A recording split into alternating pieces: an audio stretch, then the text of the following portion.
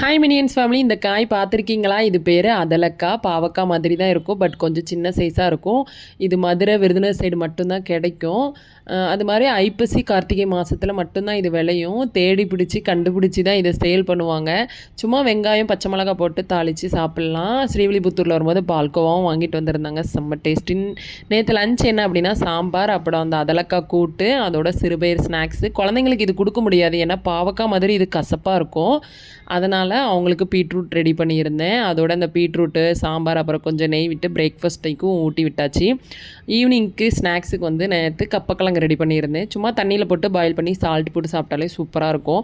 நிறைய பேர் இதை தாளித்து சாப்பிடுவாங்க, கூட்டு வச்சு சாப்பிடுவாங்க. நமக்கு ஆனால் சும்மா சாப்பிட்டா தான் பிடிக்கும். நான் அப்படி தான் செஞ்சு சாப்பிடுவேன், பிள்ளைங்களுக்கும் அப்படி தான் கொடுப்பேன். என்னோடய குட்டீஸ்க்கு இது ரொம்ப பிடிக்கும். இது வந்து வெயிட் கெயினுக்கு சூப்பராக சப்போர்ட் பண்ணும். நீங்களும் உங்கள் குழந்தைங்களுக்கு வந்து கொடுத்து பாருங்கள். வீடியோ பிடிச்சிது அப்படின்னா லைக் பண்ணுங்கள், ஷேர் பண்ணுங்கள். அடுத்த வீடியோவில் பார்க்கலாம். பாய்.